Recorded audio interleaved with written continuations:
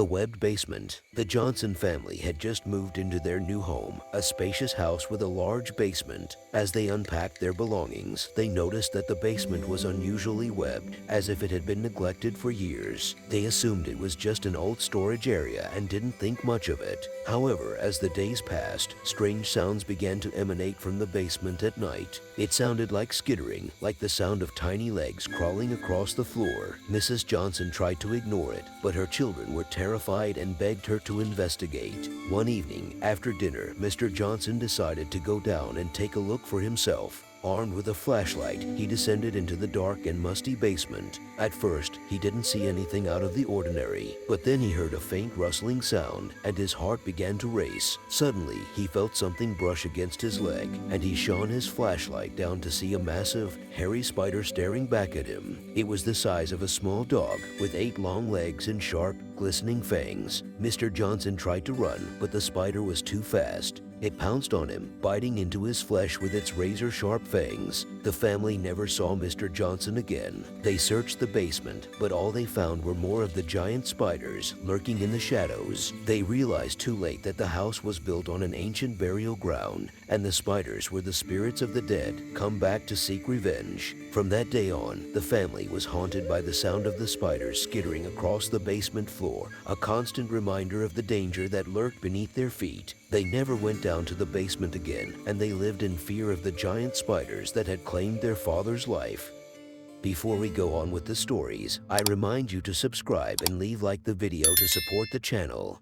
The infested cabin. The group of friends had been looking forward to their weekend getaway for months. They had rented a remote cabin in the woods, far from the hustle and bustle of the city. As they arrived, they were greeted by the peaceful silence of the forest, the only sounds the rustling of leaves and the occasional chirping of birds. But as they settled in and explored the cabin, they began to notice something strange. Strange webs covered the windows and walls, thick and sticky. They assumed it was just an old cabin and didn't give it much thought. As night fell, they settled in for the night, but were soon startled by strange skittering sounds outside. They peered out the windows, but couldn't see anything in the darkness. They tried to ignore it, thinking it was just an animal outside. The next morning, they woke up to find the cabin completely infested with giant spiders. They were everywhere, crawling across the walls and ceiling, their hairy legs and sharp fangs glistening in the sunlight. The friends were trapped, with no way out. They quickly realized that the webs were not just decorative, but were spun by the spiders themselves. They were trapped, with no way to call for help and no way to escape. They tried to fight the spiders off, but they were too fast and too aggressive. As the days passed, the friends began to lose hope. They were running out of food and water, and the spiders were multiplying by the hour. They knew that their only chance was to make a run for it, but the spiders were too many and too fast. In the end, only one of the friends made it out alive. The rest were consumed by the giant spiders, their bodies devoured and their screams echoing through the woods. The lone survivor stumbled out of the woods, traumatized and scarred for life, and vowed never to return to that cursed cabin again. The arachnid experiment. Dr. Frank Winston was a mad scientist with a twisted obsession with arachnids. He had been working for years on a serum that could increase the size and intelligence of spiders, hoping to create an army of arachnid minions that would do his bidding. One fateful night, he finally succeeded. He injected a group of spiders with his serum and watched as they grew to enormous size, their legs stretching out like a spider's web. He was thrilled with his creation, not realizing the horror he had unleashed. The spiders soon grew restless and aggressive, breaking out of their containment and escaping into the city. They quickly began to breed, and before long, giant, intelligent spiders were spreading across the city like a plague. They captured and killed people, dragging them back to their lairs to feast on their flesh. Dr. Winston realized too late the danger he had unleashed. He tried to stop the spiders, but they were too powerful and too numerous. They had become an unstoppable force, spreading across the city and leaving a trail of death and destruction in their wake. The doctor soon became a target of his own creation. The spiders were smart, and they knew who had created them. They tracked him down, cornering him in his laboratory. Dr. Winston tried to plead with them, to make them see that he had only wanted to help them. But it was too late. The spiders attacked him, crawling over his body and sinking their sharp fangs into his flesh. He screamed in agony as they devoured him, tearing him apart with their powerful jaws. In the end, the doctor became just another victim of his own twisted experiment. The city was left to suffer under the reign of the giant spiders, the legacy of a mad scientist who had created a monster beyond his control. The Spider Queen. The small town of Millfield had always been a peaceful place, nestled in the heart of a dense forest. But that peace was shattered when a giant spider queen appeared, terrorizing the town and its inhabitants. The Spider Queen was unlike anything anyone had ever seen. She was the size of a house, with legs that stretched out for miles and a venomous bite that could kill in seconds. She lurked in the forest, waiting for unsuspecting victims to wander into her web. The townspeople were paralyzed with fear. They had never seen anything like it before, and they didn't know how to fight back.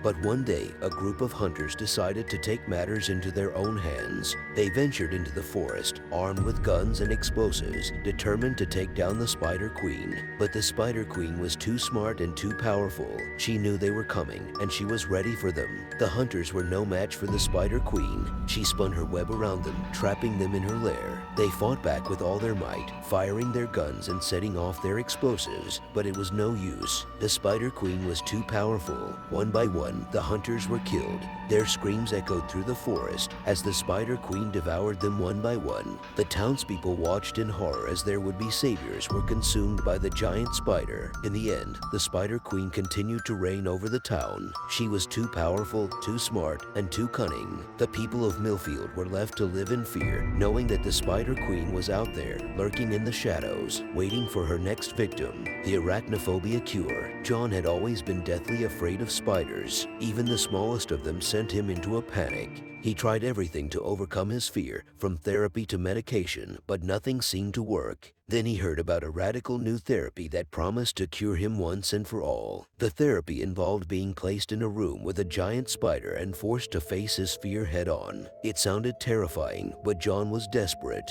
He signed up and was led into a room with a huge, menacing spider. At first, John was paralyzed with fear. He wanted nothing more than to run out of the room and never look back. But as the spider crawled closer, he began to feel a strange connection to it. He could sense its intelligence, its power, and its hunger. Suddenly, the spider lunged at him, sinking its fangs into his skin. John screamed in terror as he felt the venom coursing through his veins. He fell to the ground, writhing in agony as his body began to change. Slowly, painfully, John transformed into a spider-human hybrid. His arms and legs stretched out into spindly appendages, his skin hardened into a scaly exoskeleton, and his eyes grew multiple lenses. As he stood up, feeling the power and the hunger of the spider inside him, he realized that the therapy was a trap.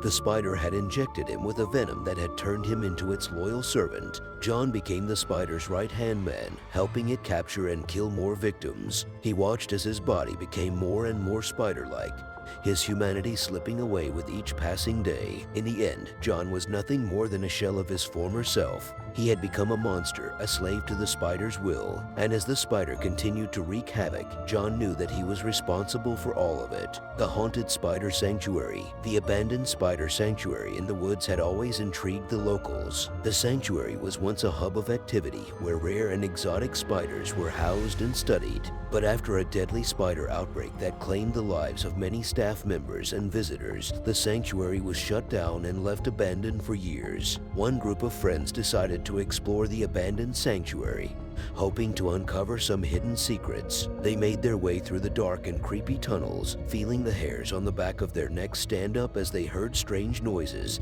and felt something crawling on their skin. As they ventured deeper into the sanctuary, the group stumbled upon a hidden chamber filled with spider webs. Suddenly, they realized that the spiders were not dead, but had mutated into giant, bloodthirsty creatures. The spiders had been hiding in the shadows, waiting for their next meal. The group tried to run, but the spiders were too fast and too strong. The spiders descended upon the group, their fangs dripping with venom. The group fought back with all their might, but it was a losing battle. One by one, they fell to the spiders' deadly attacks. Only a few managed to escape the sanctuary, their bodies covered in bites and wounds. They ran through the woods, their hearts pounding with fear, knowing that the spiders were still out there, waiting to claim their next victim. From that day on, the spider sanctuary remained abandoned and haunted, a place where the mutated spiders still roamed free, waiting for their next prey to stumble upon their web. The locals whispered of the cursed sanctuary and warned everyone to stay far away for fear of meeting the same fate as those who dared to enter. The spider invasion. The small town had always been peaceful, with nothing more than the occasional spider crawling in through an open window. But that all changed one day when a strange and unexplained spider invasion hit the town. At first, the spiders were small and harmless, and the townspeople didn't think much of it. But soon, the spiders began to grow at an alarming rate,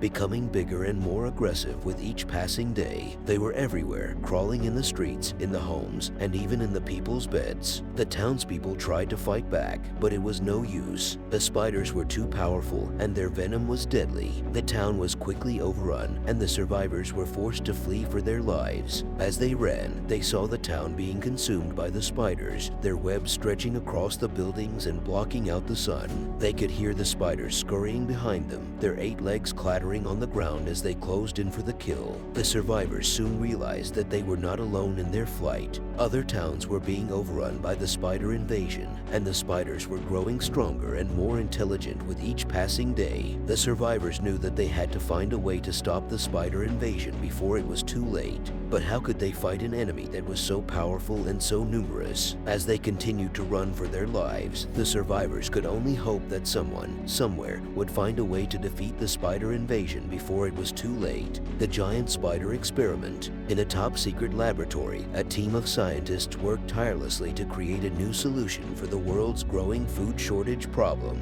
They decided to experiment with genetically engineering spiders to grow to massive sizes, with the idea of using them as a new source of protein. After months of hard work, the scientists finally succeeded in creating a new breed of spiders that were larger than any they had ever seen before. They were excited to see their experiment come to life, but they soon realized that something was not right. The spiders became increasingly aggressive and unpredictable, breaking out of their containment units and attacking the scientists. It didn't take long for the spiders to escape the lab, and they quickly spread throughout the city, attacking and killing anyone who crossed their path. The spiders were enormous, with legs as long as a person's body and fangs the size of knives. They were incredibly fast and intelligent, making them almost impossible to catch or kill. The city quickly descended into chaos as the spiders continued to multiply and wreak havoc. The scientists realized that they had made a terrible mistake and desperately tried to find a way to stop the spiders. But it was too late. The spiders had already spread too far and were too powerful to be contained. As the spiders continued their reign of terror, the scientists could only watch in horror as their experiment had turned into a nightmare. The world had never seen anything like this before, and it was unclear if they would ever be able to stop the giant spider invasion. Thanks for tuning into our scary story today. Don't forget to subscribe to our channel for more spooky tales like this one. Until next time, stay safe and keep your lights on at night.